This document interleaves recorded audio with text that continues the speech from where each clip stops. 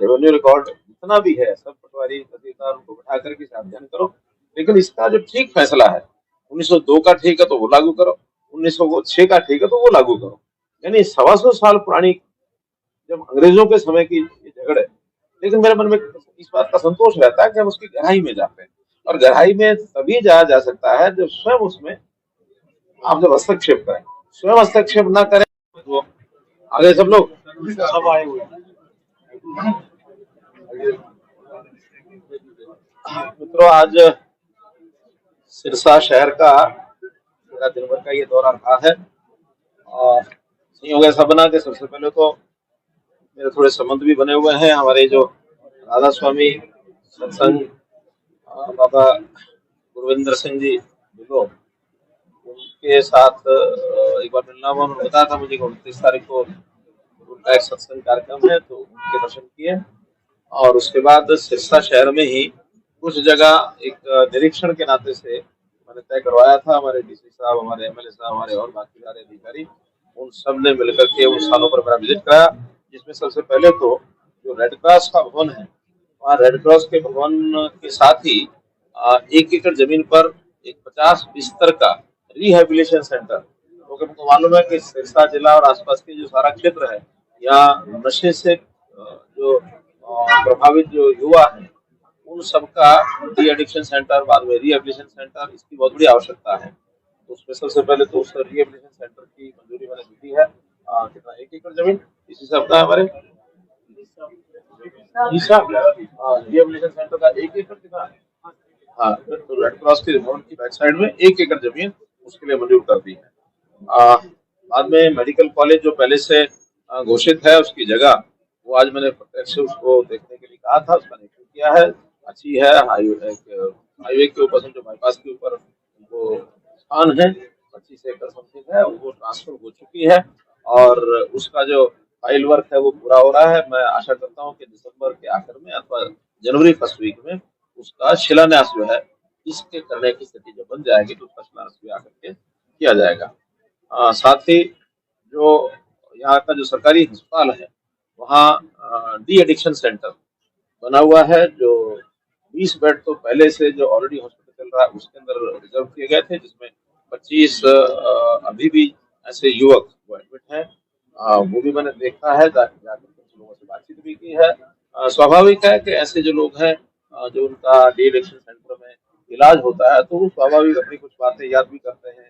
उनसे सहानुभूति पर व्यवहार करके बहुत सी बातें यानी पूछी जा सकती है। कौन सप्लाई करता है, कौन को देता है, तो सब बातें वो बताने के लिए तैयार होते हैं। हमने डिप्टी कमिश्नर को कहा कि अपने एसपी साहब को कहा कि इन सब चीजों को भी सप्लायर तक पहुंचने की हम कोशिश करेंगे, ताकि सप्लाई चेन बंद हो जाए तो आगे कुछ ना कुछ इस चीज पर रोक लग सकती है। साथ ही वहाँ एक नया और एक 20 बेड का डी एडिक्शन सेंटर भी तैयार हो रहा है, बहुत जल्दी वो भी वर्किंग में आ जाएगा, तो वहाँ उसकी भी सर्विस और मिल जाएगी। इसके बाद अनाज मंडी सिरसा में जाना हुआ, वहाँ भी उनकी कुछ तकलीफें थी। मेन अनाज मंडी और साथ में जो एडिशनल अनाज मंडी 2-3 बनी हुई है, और एक अनाज मंडी और है जो भी विकसित होनी है, उन सब के बारे में जानकारियां ली हैं, कुछ निर्णय भावी करके उनको बताए हैं। बड़ी बात यह है कि अलग अलग संस्थाओं की अनाज मंडी है, कहीं एचएसबीपी है, कहीं काम पब्लिक हेल्थ करता है, वो सब चीजें मार्केटिंग बोर्ड के अंतर्गत ही लाई जाएंगी। और मार्केटिंग बोर्ड एनुअल मेंटेनेंस जो है मार्केटिंग बोर्ड स्वयं कराएगा। वहाँ के सीवरेज को भी, और पुराना सीवरेज है उसकी भी जांच करा करके अगर आवश्यकता हुई तो सारा या तो कुछ पोर्शन उसमें नया सीवरेज भी डलवाया जाएगा। इसके बाद ऑटो मार्केट यहाँ की हमको मालूम है कि 1985 से वो ऑटो मार्केट बनी थी, उसकी जमीन उस समय एक्वायर की गई थी और बाद में दुकानें बनाई गई। कुछ दुकानें दे दी गई हैं, कुछ अभी निर्माणाधीन है। लेकिन कोई प्रकार के झगड़े जैसे पड़ते हैं तो पुरानी सरकारों के कुछ नियम इस प्रकार के बने थे कि विवाद बन गए, और वो विवाद भी अभी तक निपटा नहीं है। पिछले 6-7 साल से हम कोशिश कर रहे हैं कि विवाद उसका निपटे। आखिर में डिपार्टमेंट के लोगों को भी हमने उसकी सारी कैलकुलेशन कराई है, उन लोगों के साथ भी बैठ के कैलकुलेशन की है। दोनों तरफ की बात की बातें समझौते में कुछ ना कुछ तो नियम जो पहले बने हुए थे उसको सरल किया है। बची हुई पेमेंट सारी जल्दी जमा हो जाएगी। जो दुकानें बनी नहीं है वो भी म्यूनसिपल कमेटी उसको, हमारी जो नगर परिषद है उनको बनवा देगी। और लगभग उसमें 50 करोड़ रुपए का तो जो उनका रेवेन्यू आएगा, दुकानों का, अथवा वहाँ जो एक पेट्रोल पंप की साइट है, 2 सर्विस सेंटर की साइट है, 1 रेस्टोरेंट की साइट है। कुछ म्यूनिसिपैलिटी में भी पैसा उनको देना है, उन्होंने यूज किया हुआ है, तो विद इंटरेस्ट अपनी म्यूनिसिपैलिटी है उनको 5 करोड़ 5.5 करोड़ का वो देगी। कुल मिला करके और मोटा मोटा उनका जो हिसाब किताब बना है, उसमें पैसा जो आने वाला है उसकी भी एक निश्चित टाइम टेबल के साथ वो पैसा आएगा, और वहाँ जो विकास के काम है वो भी उसी में से होंगे। आखिर में सब करने के बाद कुछ ना कुछ ऑटो मार्केट के पास 5 करोड़ से 10 करोड़ का बच भी जाएगा। तो वो फैसला एक मोटे रूप से उनका करवा दिया है, और अगले सप्ताह से इस पर एग्जीक्यूशन उसका शुरू हो जाएगा। इसके बाद जो खेड़ के ऊपर लगभग 750 ऐसे परिवार थे जिनको हाउसिंग बोर्ड के फ्लैट्स हैं, उसके अंदर उनको टेम्परेरी बताया गया था। इनको शिफ्ट करने के लिए एक गांव, कौन सा गांव है, सलारपुर, सलारपुर में जमीन देख ली गई है। 20-35 एकड़ जमीन है, उसको खरीद करके और उनको शिफ्ट किया जाएगा। उनको सबको बता दिया कि 100 गज के प्लॉट उनको दिए जाएंगे, फ्री दिए जाएंगे, उसका पैसा सरकार खर्च करेगी। उसको बढ़ाने के लिए और वो अपने आप अगर सक्षम होंगे तो ठीक है, नहीं तो कोई सहायता उनको बैंक से लोन लेकर या कोई भी दी जाएगी, ताकि आसानी से वो अपना गुजारे लायक मकान बना सके। लेकिन 100 गज का प्लॉट उनको वो फ्री दिया जाएगा, ऐसा ही निर्णय किया है। इस प्रकार से ये सब निर्णय आज जो घूमते फिरते हुए हैं, और आप लोगों को जरूर कष्ट दिया कि मैंने 2 बजे का टाइम दिया था, लेकिन घूमते घूमते 1 घंटा लेट हो गया, 3 बजे में आया हूँ। इस नाते से आपको मुख्यमंत्री विस्थापितों की जो बात आपने की है सर, जो थेट विस्थापितों की सर, तो कोई टाइम पीरियड रखा है कि कब तक सर प्रोसेस में शुरू होगा? अभी तक इनको एक नोट चाहिए था, वो नोट आज इनको दे दिया है कि जल्दी से जमीन को देखी जा चुकी है, और किसानों से बातचीत भी हो गई है। तो इस प्रोसेस में डिप्टी कमिश्नर कितने हमारे समय में ये सारा प्रोसेस जमीन खरीदने का पूरा हो जाएगा, तो 2 महीने मानो मैक्सिमम जमीन खरीदने का काम, उसके बाद फिर प्लॉट काट के दे दिया जाएगा। मेडिकल पुरानी ये समस्याएं थी, अक्सर ऐसी रैलियों में ऐसी घोषणाएं होती है, और आपने आज संबंधित लोगों से सीधा संवाद किया है, बैठक की है, पहले उसके बाद समस्या का समाधान किया है। तो इस नई परिपाटी आपने शुरू की? देखिए, हमने पिछले साल में एक कार्यक्रम शुरू किया था, विवादों का समाधान। मुझे ध्यान में कि बहुत से ऐसे हरियाणा में विवाद है, कोई 15 साल पुराना, कोई 20 साल पुराना, 25-30 साल पुराना। एक विवाद तो ऐसा निकल करके आया, अभी जनसंवाद के कार्यक्रम किए हैं, तो कोई एक म्यूटेशन का एक झगड़ा वो लेकर के चला, और हमारे अधिकारी भी उसमें जूझ रहे हैं। उसकी बात कुछ है, कोर्ट की बात कुछ है, तो अल्टीमेटली ध्यान में क्या आया, एक म्यूटेशन है सन 1902 की, और एक म्यूटेशन उसके बाद होगी 1906 में। तो 2 में वो बताता है ठीक है, 6 में किसी ने गड़बड़ कर दी। अब 2 और 6 में कौन सी ठीक है, कौन सी गड़बड़ हुई है, ये 116 साल का किस्सा पुराना, 117 साल का। फिर भी मैंने अधिकारियों को बैठाया, 2 IAS बैठाए कि भाई रेवेन्यू रिकॉर्ड जितना भी है सब पटवारी तहसीलदार उनको बैठा करके अध्ययन करो, लेकिन इसका जो ठीक फैसला है 1902 का ठीक है तो वो लागू करो, 1906 का ठीक है तो वो लागू करो। यानी 125 साल पुरानी जब अंग्रेजों के समय की झगड़े, लेकिन मेरे मन में इस बात का संतोष रहता है कि हम उसकी गहराई में जाते हैं, और गहराई में तभी जाया जा सकता है जब स्वयं उसमें आप जब हस्तक्षेप करें। स्वयं हस्तक्षेप ना करें तो फिर फाइलें तो आपको पता है, फाइल तो वो उसकी तरफ सरकार देगा, उसकी तरफ सरकार देगा, सरकार आपको पता है 2004 से उलझा हुआ है। लेकिन अल्टीमेटली अभी कोर्ट में गया है, तो कोर्ट जो है उसका फैसला कर चुका है कि एसवाइएल बननी है, लेकिन बनने के लिए एग्जीक्यूशन ऑर्डर वो चल रहा है।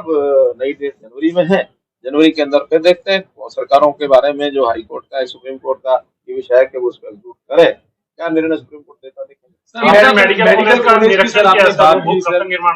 विपक्ष के लोग बार बार यही कहते हैं कि हर बार मेडिकल कॉलेज का जिक्र किया जाता है। नहीं, जिक्र नहीं किया जाता, वादा करके जाएंगे कि आज जिक्र नहीं किया जाता। आज मैंने प्रत्यक्ष साइट को देखा है और प्रत्यक्ष उसकी फाइलें भी देख ली हैं। जमीन ट्रांसफर का विषय था, वो कंप्लीट हो गया है, और जमीन कंप्लीट होने के बाद इसको लीज पर दिया गया है। पहले ये HAU हिसार की जमीन है, तो उन्होंने, चूंकि HAU इंडिपेंडेंट ऑटोनोमस बॉडी है, उन्होंने MER के नाम उसको लीज पर कर दिया है, और वो कंपनी भी तय हो गई है, HLL हाँ, कंपनी तय हो गई है, जिसने उसका सारा डिजाइन बनाना है, जिसने उसका टेंडर डॉक्यूमेंट वो तैयार करना है। और जो मुझे बताया गया है कि जनवरी तक सब करके कंप्लीट का टेंडर लगा देंगे, और टेंडर लगते ही शिलान्यास करने के लिए मैं स्वयं आऊंगा। वही सर आपसे बात कर रहे हैं कि मान के चले अगले दौरे पे सर आप वहाँ पर, मैं कह रहा हूँ जनवरी के महीने में शिलान्यास करने खुद आऊंगा। और एक बात जो मुझे आप सबके सामने अभी बतानी है, मैंने अभी किसी को बताई नहीं है, पहले यही उसका मैं रसो उद्घाटन करता हूँ। इस मेडिकल कॉलेज का नाम संत सरसाई नाथ के नाम से रखा गया। नशे को लेकर काफी सरकार भी गंभीर रही है और सिरसा में खासतौर से मैंने ये गंभीरता कम है क्या? नहीं सर प्लीज संत सरसाई नाथ का तो यानी इस शहर के बसाने में कोई भूमिका उनकी रही है ना। ये शहर अब उनको संत बाबा सरसाई नाथ के नाम से जाना जाता है, तो बाबा सरसाई नाथ के नाम से इस मेडिकल, और हमने जितने भी ऐसे संस्थान हैं वो सब महापुरुषों के नाम से ही रखे हैं। फतेहाबाद में गुरु रविदास जी के नाम से रखा है, भगवान परशुराम जी के नाम से हमने कैथल में मेडिकल कॉलेज रखा है, यमुनानगर का मेडिकल कॉलेज गुरु तेग बहादुर जी के नाम से रखा है, यूनिवर्सिटी मेडिकल जो यूनिवर्सिटी है वो अपने पंडित दीनदयाल जी उपाध्याय के नाम से रखी है, हमने विश्वकर्मा कौशल विश्वविद्यालय पलवल का वो भगवान विश्वकर्मा के नाम से रखा है, हमने बाप दादा के नाम से कभी नहीं रखा है। इसलिए ये संतों के नाम से जितनी चीजें आगे कर रहे हैं, इसके पीछे की भी एक जो विचार, एक धारणा हमारी है, वो भी आप लोगों को समझना चाहिए। सर नशे को लेकर जो है काफी जो है गंभीरता भी शिक्षा में लिया जा रहा है। पिछले दिनों पुलिस अधीक्षक के नेतृत्व में जो है बड़े तस्कर को भी जो है पकड़ा गया है और गंभीरता से जो है तस्करों में कहीं ना कहीं खौफ भी बैठना शुरू हो गया है। नहीं, आज आपको पता है कि मैं 2 स्थान केवल इसी काम के लिए देखने के लिए गया हूँ, तो इसमें गंभीरता तो आपको ध्यान में आ ही रही होगी कि हमने 1 एकड़ जमीन के ऊपर रिहेबिलिटेशन सेंटर बनाया जाए रेड क्रॉस के पीछे, वो भी इस बात से लेकर के है। सरकारी अस्पताल के अंदर अगर डी एडिक्शन सेंटर एक चल रहा है, एक और निर्माणाधीन है, वो देखे तो वो भी इस बात की गंभीरता है। हम इस विषय पर गंभीर हैं। आपको ध्यान में होगा कि अभी हमने जो साइक्लोथॉन, जो ड्रग फ्री साइक्लोथॉन सारे प्रदेश में चलाई है, घुमाई है, 1 सितंबर से शुरू किया था, 25 सितंबर उसका समापन हुआ, और हर जिले में वो 1 दिन रुकी है, लेकिन सिरसा जिले में कितने दिन रुकी? 3 दिन। ताकि सिरसा जिला एक विशेष प्रभावित जिला है, और इसमें ये सारे, मुझे एक चिंता अभी डबवाली की भी है, क्योंकि डबवाली की व्यवस्थाएं जिस हिसाब वहाँ भी कोई व्यवस्था हमारे डी एडिक्शन सेंटर और रिहेबिलिटेशन सेंटर वहाँ भी करना चाहिए, क्योंकि उस एरिया में भी जैसे सिरसा के आसपास है, डबवाली के आसपास भी बहुत जरूरी है। वैसे भी हमने पुलिस जिला इसीलिए बनाया है, हालांकि एक बहुत बड़ा जिला नहीं है, 5 कंस्टिट्यूंसी का है, फिर भी ये जो ड्रग्स का विषय है इसको लेकर के एक एरिया अलग से कंसंट्रेट किया जाए, तो हमने डबवाली को पुलिस जिला भी बनाया है। बाकी भी चीजें होंगी उसमें, लेकिन मुख्य जो उसका हमारा फोकस है, वो फोकस है कि इसको हम उस एरिया को अलग से ध्यान करके और ड्रग्स से नौजवानों को दूर करें। पुलिस कर्मचारियों की सस्पेंशन का मामला है सर, विपक्ष कह रहा है कि पुलिस कर्मचारी अधिकतर जो है वो बिजी रहते हैं, वीआईपी ड्यूटीज में रहते हैं या कोर्ट कचहरियों के चक्कर रहते हैं, इस वजह से कई बार डिले हो जाता है, तो अलग अलग बातें आ रही है सर, उस पर क्या? डिपार्टमेंटल मामला, ये विवाद का विषय नहीं बनाना चाहिए, डिपार्टमेंट अपने हिसाब से करेगा। ये कब तक कंप्लीट करनी चाहिए? डी ग्रुप की भर्तियों में परीक्षा हो चुकी है, और एनटीए जो है उस सारे की तैयारी करता है। उनका जो शेड्यूल टाइम है परीक्षा के 1 महीने का, तो उनको रिजल्ट तैयार करना है। 21 अक्टूबर को ये परीक्षा हुई थी, 21 नवंबर तक का उनका समय है। अब वर्किंग में उनको मानो 2-5 दिन आगे पीछे करेंगे तो वही बात नहीं है, लेकिन 1 महीना 1.25 महीना नवंबर महीने में वो रिजल्ट सारा तैयार होगा, और रिजल्ट तैयार होने के बाद जो रिजल्ट वो तैयार करेंगे, हमारा स्टाफ सिलेक्शन कमीशन उसमें कोई रोल नहीं है। जैसा रिजल्ट तैयार होगा अगले दिन रिजल्ट निकाल दिया जाएगा, तो इसमें इंटरव्यू नहीं है या सेकंड एग्जाम भी नहीं है। सरकार के 9 साल गई है अंत्योदय रैली, आपको इस विषय का ध्यान में आना चाहिए कि हम हरियाणा में जो फोकस कर रहे हैं वो फोकस कर रहे हैं गरीब जनता। इस गरीब जनता को लाभ पहुंचने चाहिए। हमारे यहाँ अभी हम सब प्रकार के बेनिफिट्स, छोटे बड़े सब अगर माने तो 48 लाख परिवार आउट ऑफ 70 लाख, ये किसी न किसी रूप में किसी न किसी योजना के लाभार्थी हैं। उन लाभार्थियों को हम सोचते हैं कि भी एक बार उनके यहाँ संबोधन किया जाए, और उसमें से सब 48 लाख आएंगे ऐसा तो कोई कारण बनता नहीं है, लेकिन उसमें 50,000 लाख, 20 लाख, 25,000, 25,000, 20,000 कुछ भी लोग जो आते हैं उनके माध्यम से अंत्योदय के प्रति यानी गरीब के प्रति हमारा दृष्टिकोण क्या है। पिछली सरकारें और पार्टियां ये तो पॉलिटिक्स को जातिगत तौर पर देखती हैं, उनकी जातियों का सोचने का प्रकार अलग हो सकता है। हमारी जातियों का प्रकार ये है कि 2 ही जातियां हैं, या तो अमीर है या गरीब। गरीब की सहायता करना, उसमें से समाज का भला हो सकता है और हो रहा है, हम उस पर कंसंट्रेट कर रहे हैं। सरकार को 9 साल कंप्लीट हो चुके हैं, हालांकि सरकार के मंत्री विधायक तो पूरी तरह से सरकार का गुणगान कर रहे हैं, लेकिन विपक्षी पार्टी की जो राज्यसभा सांसद है दीपेंद्र हुड्डा, वो कह रहे हैं कि 9 साल में 9 जो बुरे काम है वो सरकार ने किए हैं। भ्रष्टाचार में नंबर 1 है, बेरोजगारी में नंबर 1 है। देखिए, विपक्षी पार्टी का नाम विपक्षी पार्टी क्यों होता है? क्यों होता है? इसीलिए कि वो आलोचना करें। जिस दिन कोई विपक्षी पार्टी हमारे समर्थन में बोलना शुरू करेगी उस दिन अपना ट्रैक्टर को बैठेगी, उस दिन उसको हमारे साथ आना पड़ेगा। इसलिए मैं तो कह रहा हूँ, इसलिए कांग्रेस तो हो नहीं सकती और हम कांग्रेस को हाथ मिला भी नहीं सकते। कांग्रेस के किए हुए कारनामे ये कौन नहीं जानता, चाहे देश आजाद होने के बाद पूरे देश में, चाहे हरियाणा बनने के बाद 1966 से लेकर 2014 तक, आप सारा हिसाब उठा के देख लो और इन 10 सालों का या 9 सालों का हिसाब आप लगा लो। हमने जनता के हित में जितने काम किए हैं, केवल विकास के काम किए ऐसा नहीं, विकास तो करना ही होता सरकार, थोड़ा उन्होंने भी किया होगा, कुछ हमने भी किया होगा, हमारा क्लेम हमने ज्यादा किया, वो कहते हमने ज्यादा किया, लेकिन ऐसे काम जो विकास से अलग हट करके सामान्य जीवन के परिवार के सुख और समृद्धि के लिए, रास्ता आसान बनाने के लिए ये जो काम किए हैं, ये सरकारें करना तो और वो तो सोच भी नहीं सकते।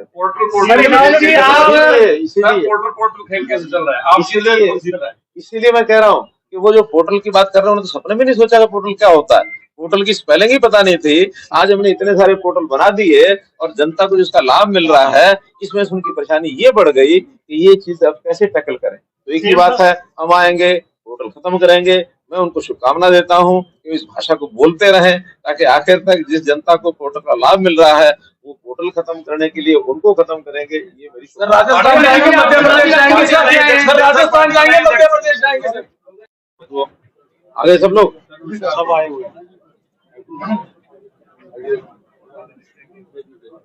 मित्रों, आज सिरसा शहर का मेरा दिन भर का ये दौरा रहा है और संयोग ऐसा बना कि सबसे पहले तो मेरे थोड़े संबंध भी बने हुए हैं। हमारे जो राधा स्वामी सत्संग बाबा गुरविंदर सिंह जी ढिल्लो, उनके साथ एक बार मिलना हुआ। उन्होंने बताया था मुझे कि 29 तारीख को उनका एक सत्संग कार्यक्रम है, तो उनके दर्शन किए और उसके बाद सिरसा शहर में ही कुछ जगह एक निरीक्षण के नाते से मैंने तय करवाया था। हमारे डीसी साहब, हमारे एमएलए साहब, हमारे और बाकी सारे अधिकारी, उन सब ने मिलकर के उन स्थानों पर मेरा विजिट कराया, जिसमें सबसे पहले तो जो रेड क्रॉस का भवन है, वहाँ रेड क्रॉस के भवन के साथ ही 1 एकड़ जमीन पर एक 50 बिस्तर का रिहेबिलिटेशन सेंटर, क्योंकि हमको मालूम है कि सिरसा जिला और आसपास के जो सारा क्षेत्र है, यहाँ नशे से जो प्रभावित जो युवा है, उन सबका